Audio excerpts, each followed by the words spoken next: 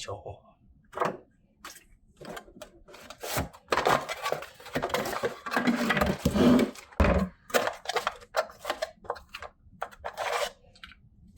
Power brick. Okay, a little charger in there. I see. Okay. This is what I'm here for. Is there an easy way to rip this open? Ooh. Your games are going places. Where? Don't ask.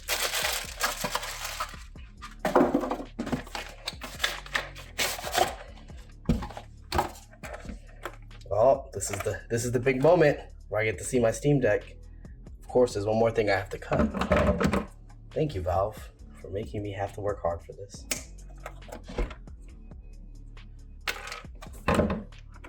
Ready?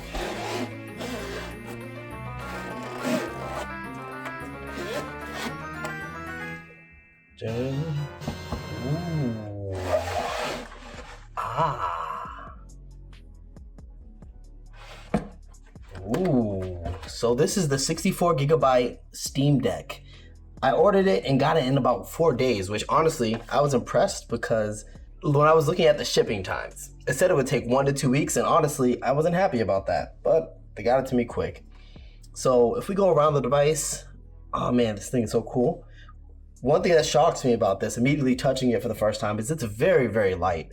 I didn't expect it to be this light. Like compared to my Switch, it's about very, very close in weight. It doesn't feel much heavier, even though it's as you can see right here, a much larger device, at least from a width standpoint. From a thickness standpoint, it's about the same, obviously, until you reach the controllers.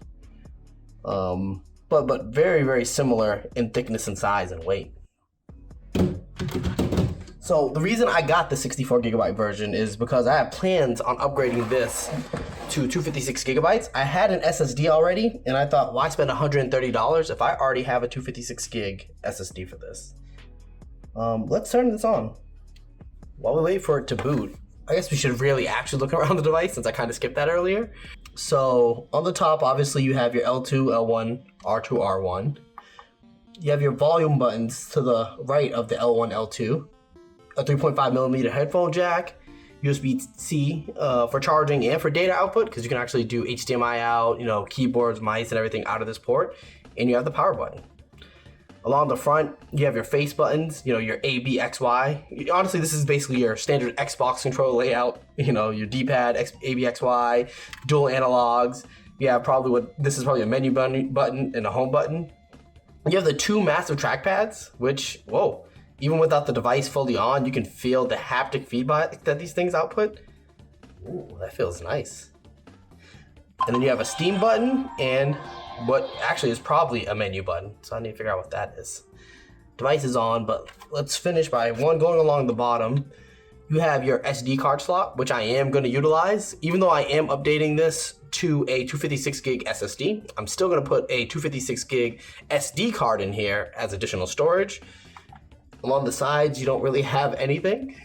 You have, on the back, you have 4 buttons, 2 on the left, 2 on the right, and they serve basically as custom buttons that I assume you can customize in the operating system to do what you want them to do, or on a game-by-game basis. We'll figure that out. Now let's set up the device really quickly.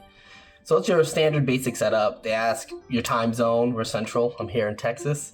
For your Wi-Fi, I can't let you guys see this. All right, now I'm getting it connected to my Wi-Fi network, put the password in. Apparently I put in the wrong password. Now I have the right password. Let's see, boom, continue. Touchscreen's responsive, nice. The glass is nice, it feels good. I don't know if it's a fused display, like fused to the glass, but it feels like it is. Oh, you can hear the fans kicking in right there. Well, that is a pretty loud fan. Not shocking. It's not louder than my desktop personally, so I can't complain. But it is a loud fan. Something to keep in mind when looking at this device. It looks like it's installing parts of the OS. In the meantime, let's talk about the specs. So this one is the 64 gig version, which I mentioned. It comes with a custom AMD APU, a 4-core, 8-threaded CPU, 16 gigabytes of LDDR5 RAM, LPDDR5 RAM specifically, that is used by both the CPU and GPU, since this is an APU. That's kind of one of the things that allows for the very, very fast performance that you get out of this little device. Of course, I got the 64 gig version that does come with the eMMC, but I am going to be changing that out for a 256 gig M.2 NVMe SSD I have handy. And of course, your standard features like Bluetooth, Wi-Fi, yeah, there's a micro SD slot on the bottom. The battery is, if I remember correctly, a 40 watt hour battery. I've seen crazy ranges all over the internet of expected battery life on this thing, anywhere from as short as 2 hours in certain games. I've seen people saying they get 10 hours when running like emulators or running cloud-based streaming platforms like PS Now. The Steam Deck's weight's about 1.47 pounds, which honestly, it doesn't feel like it's that heavy. It's very light. I think it has to do with how the weight's distributed, because the Switch is about 1 pound, and this feels equally as heavy as the Switch. So I think the way they distributed the weight on this device is genius. It doesn't feel like if I sat there holding this for hours, I would get tired doing so. While we're waiting for this to install the software updates anyways, you might as well do a direct comparison to the Switch, like every other YouTuber out there. So obviously size-wise, it's much, much, much wider than the Switch. We're probably talking about half an inch on each side, or probably like a third of an inch on each side. Thickness-wise, it's very similar in the center. Really, the biggest difference comes to the outside with the joysticks. Because of the way it curves, it actually creates a real controller handle on the edges, unlike the Switch, which is kind of flat, no curved edges to hold it. It sticks out much further where the controllers are, but that allows it to be way more comfortable. I'll be honest, even though I did use my Switch a lot in handheld mode, it's very, very uncomfortable. Very light, but very uncomfortable to use because your hands are basically always constantly curving around these very flat edges along the bottom. Whereas this actually gives a real curve for it's for the Steam Deck to fall into your hands and comfortably hold. Okay, let's talk screens. Screen-wise, they're both 800p screens, or 720p, is probably what you're mostly gonna play games at. It's gonna be a massive change for me coming from a 4K panel that I game on every day, a 4K OLED sometimes when I game in the living room. But honestly, I don't expect to be too upset or to have too many complaints about it, considering I had no complaints about the Switch's screen over the lifetime owning it, so I doubt I have anything to complain about when it comes to the Steam Deck screen. Alright, enough comparison to the Switch. Let's put this away and get my Steam Deck set up. Okay, it brought me back to the main screen. Center time, yep, Wi-Fi's fine. Okay, now it's having me sign into my Steam account. Let's get in there. Pro tip, if you're setting up a Steam Deck and you have two-factor authentication on your Steam account, make sure to have another device to actually get your two-factor authentication set up. Of course, I'm assuming if you buy one of these, you already own either another gaming PC, or you live in 2023 and own a smartphone, but it's still interesting having to get another device since you can't access a web browser while setting up the device. I assume there's a web browser in this OS once you get in there, though. Ooh. Press any button or tap the screen to continue. Let's do this. Welcome to the Steam Deck. This is the Steam button. So this is your home button. This is your quick access button. Okay. Power, of course, is up there. Do they want me to actually hit that? No. Volume's up here, which I already know. I talked about this in my video already, Valve. Don't embarrass me. Awesome. Now I'm in there. So the OS is SteamOS that they're rocking on here, which was a good choice in my opinion. I do have plans on dual booting this device with Windows and SteamOS, and doing some comparison videos on that and testing it out. But I do think SteamOS on this kind of device is a genius idea. As cool as it is to have a full operating system in Windows and be able to run your common applications, although you can do that on Linux, which is what SteamOS is based on. Even though Windows is convenient, I do think having a lighter operating system, which is designed for a handheld, is a much, much better idea in comparison to a lot of those other handhelds on the market that run full Windows. So if you've ever used Steam in big picture mode, this will be very familiar. It's basically the same exact idea. Slight tweaks, of course, adding in the ability to connect to Wi-Fi, having a settings menu, basically making it more of a full device. But It's very, very similar to Steam Big Picture mode. So if you've ever used that, this will feel very familiar. All right, let's look through the operating system here. So it throws you directly into your recently played games, which is pretty cool. I love that that's the first thing front and center. Kind of reminds me of the Switch's operating system in that sense, where the first thing you see is what your most recently has played, and you just keep going right to see more and more what you have recently played. I wonder if and then at the, just like the Switch OS, there's a view more in your library where it brings you to the full list of your games alphabetically organized, which with my 206 games, we can look through forever. Let's look at the settings. Boom. So another similarity to the Nintendo Switch operating system, you have on the left your settings, and on the right, basically an expanded menu of that setting that you choose. So let's start in general. You have your basic things like your language. Show battery percentage is off by default. Let's turn that motherfucker on. Just like iOS, I hate that that's not on by default. You can set it to military time. For me, I like using it in non-military time.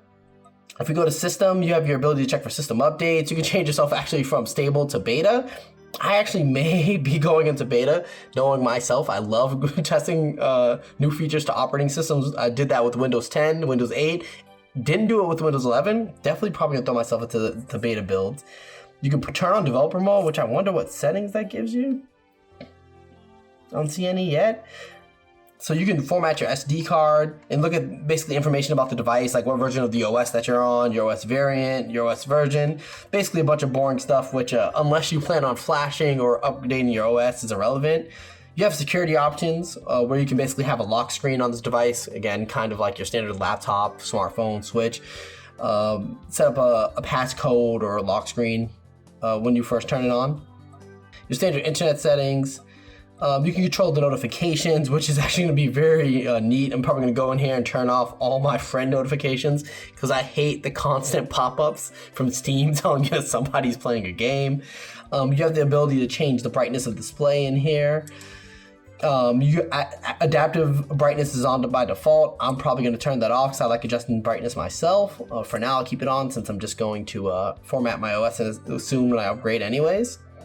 You have your standard audio settings, which you can change the volume of your mic and the volume of the speakers. Your standard Bluetooth settings. You have controller settings, which you can turn game rumble off, turn off the haptic feedback. You can use they have a Nintendo button layout, which is basically inversing the A and B. So when you're playing, let's say, a NES emulator or a Super Nintendo emulator, it feels like you're playing on an actual SNES controller. You have your basic test and calibration settings in there. Keyboard, this is basically just settings for your virtual keyboard in the operating system. I'm gonna keep those default as well. And after keyboard, you have your standard Steam settings like friend and chat, downloads, cloud, family, remote play storage. That's kind of your standard Steam stuff, so I'm not gonna go through those settings. This button on the right next to the XABY button basically seems to operate like a options button or a right click button equivalent in Windows, where you can look at installing the software, adding it to your favorites, removing it, managing the local data of the software that's on your device. So that's pretty neat. This one on the bottom right seems to bring up a quick menu. So it's your quick settings button where basically you can look at your notifications, your favorites / friends that are online. You can get into things like the brightness very quickly, the audio of both your microphone and the device, turn off Bluetooth, Wi-Fi, turn it on airplane mode, and even change things like the rumble and the haptic feedbacks.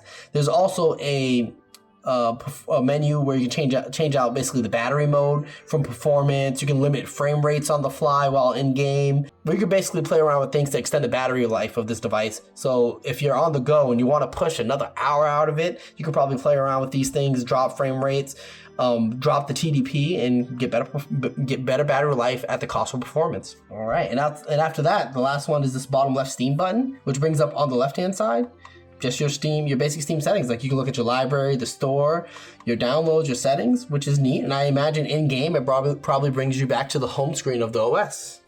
Honestly, overall, the device is very light, very thin, very comfortable to hold. Screen looks great. Battery life seems solid. I'm excited to actually dig in and play around with this device and figure these things out over the lifetime. I intend on doing a video on me upgrading the SSD on this next. I also plan on doing a video not only where I look at the performance of this device, but where I compare the performance from SteamOS to Windows. So please keep an eye out for that. If you have any idea of what kind of content you want to see about the Steam Deck, let me know. I'm willing to do anything when they come with this thing. So please let me know if you have anything you want to see. I'm going to end this video here. Keep an eye out for my next few videos on this device. Otherwise, thank you for watching. Drop a like, subscribe. Have a nice day.